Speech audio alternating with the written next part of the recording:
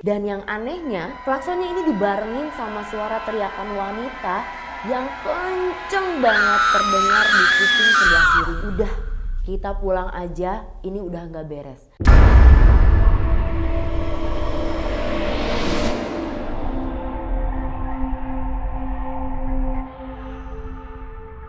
Selamat datang di Intalk, podcastnya Indomaret. Kembali lagi ya di Intalk sesi cerita horor Sobat Indomaret.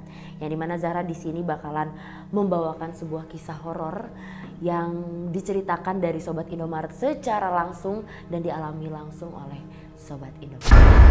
Kali ini Zahra punya satu cerita horor dari Sobat Indomaret yang dimana ini kejadiannya tuh tanggal 28 Februari 2019 yang lalu. Jadi di ceritanya ini tuh menceritakan sebuah perjalanan menuju Bromo yang seharusnya sih menjadi kenangan manis ya. Kenangan yang baik-baik saja, indah dan sebagainya.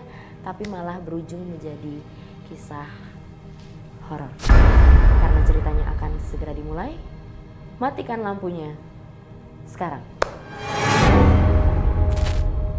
Di suatu sore, ada seorang pemuda yang bernama Chang, tapi akrab dipanggil dengan sebutan Pi.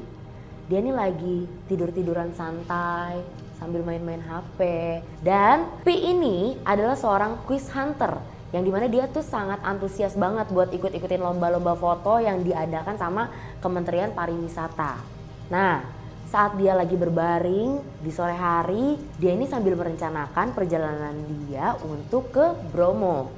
Seperti biasalah dengan peralatan yang dia punya, kamera, ransel andalannya, Pi ini bersiap-siap. Tapi sebelum berangkat, Pi ini membuat status, "Kuy, gasken Bromo nih." Dan gak butuh waktu lama, sahabatnya Fitri mereplay statusnya dia. "Jadi berangkat sama siapa?" Pi ini menjawab, "Belum tahu nih, berangkat sama siapa?" Jadi Fitri ini adalah sahabatnya Pi. Yang dimana Fitri ini tuh udah paham banget sama kegiatan-kegiatan yang biasanya dilakukan Pi. Yang dia tuh suka banget melancong lah ke Bromo, entah ke kota lain juga. Dan ke Bromo ini gak hanya dilakukan 1 kali 2 kali sama si Pi ini. Pi ini udah ke Bromo tuh sebanyak katanya 7 kali. Jadi otomatis harusnya Pi ini udah hafal ya sama perjalanan yang akan dia lalui untuk ke Bromo. Lalu Fitri ini menanyakan lah ke Pi, "Rencana lewat mana ke Bromo?" "Sepertinya aku lewat Nongkojajar, Fit. Soalnya aku langsung ingin ke penanjakannya," jawab Pi. Nah biasanya Pi ini kalau misalnya pergi ke Bromo, dia ini lewat Probolinggo. Karena jalanannya ini terbilang masih aman-aman aja untuk dilalui.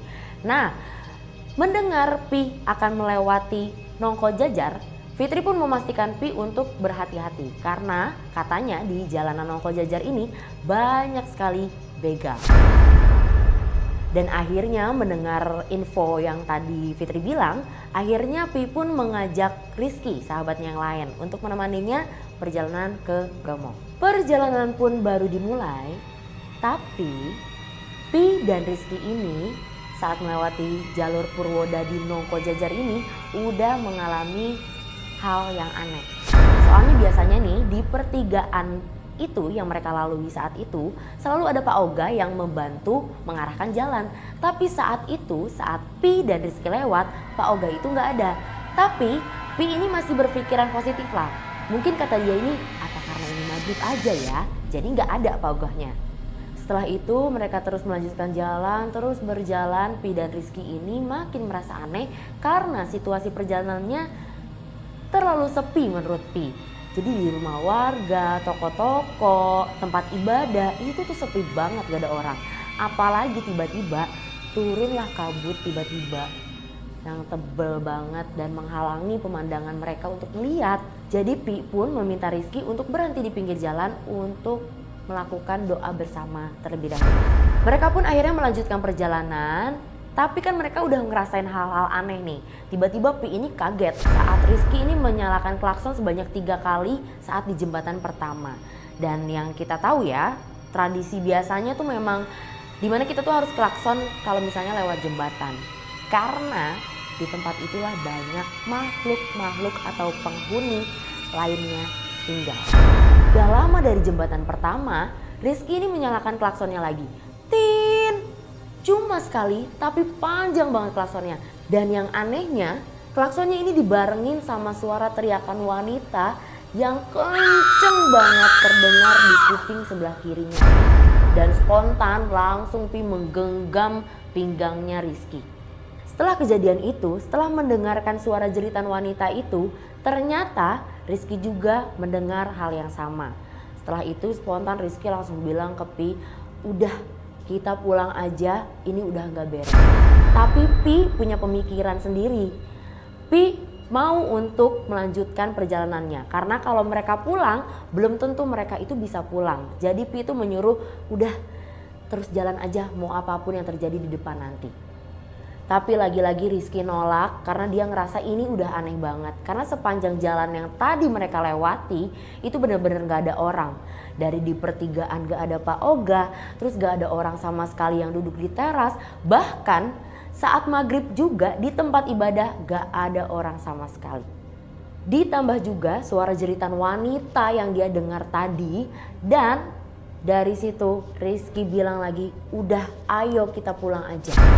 Pokoknya Pi terus-terusan nenangin Rizky yang ketakutan. Sambil ditenangin itu Rizky sama si Pi itu. Nah Pi ini sambil ngabarin ke Fitri sahabatnya melalui chat. Fit, besok jika aku masih belum ada kabar, aku sekarang posisinya berada di Nongko Jajar. Hari ini udah gak beres Fit keadaannya. Di situ Pi berpikir minimal ada orang yang tahu lah kabarnya jika Pi dan Rizky ini mengalami hal-hal yang aneh lah di Nongko Jajar ini. Akhirnya setelah beberapa jam perjalanan, Pi dan Rizky ini menemukan sebuah Indomaret. Nah, di situ mereka merasa tenang walaupun gak tenang-tenang banget ya. Pastinya mereka masih adalah rasa-rasa ketakutannya yang dimana kejadian-kejadian sebelumnya itu terjadi sama mereka. Dan saat di kasiran, Pi pun membuka obrolan sama mas-mas Indomaret di situ. Mas, hari ini sepi banget ya, kata mas-mas Indomaretnya. Iya kak, lagi sepi hari ini. Nah, akhirnya Pi dan Rizky pun duduk bersama di teras. Dan Pi ini menceritakan ke Rizky bahwa hari ini memang lagi sepi kok. Kata mas-mas kasirnya juga lagi sepi kok, jadi tenang aja. Gitu. Udah kurang lebih 5 jam mereka di perjalanan. Yang dimana Pi itu ngerasa harusnya mereka nih gak selama itu di perjalanan. Dan waktu juga udah menunjukkan jam 11 malam. Tiba-tiba yang jalanan yang harusnya mulus, tiba-tiba mereka jadi melalui jalan yang agak sedikit berbatu, besar dan gelap. Akhirnya di situ Rizky ngomel lagi, dia ketakutan lagi, dia bilang, wah Pi ini udah gak beres Pi. Tapi tiba-tiba saat mereka ngelihat ke kaca spion ternyata ada cahaya yang muncul dan ada bapak-bapak yang nyamperin mereka berdua. Bapak-bapaknya ini langsung nanya, loh masnya mau kemana? Dijawablah sama Pi, mau ke Bromo pak. Sampean salah jalan mas, harusnya lewat jalan raya sana.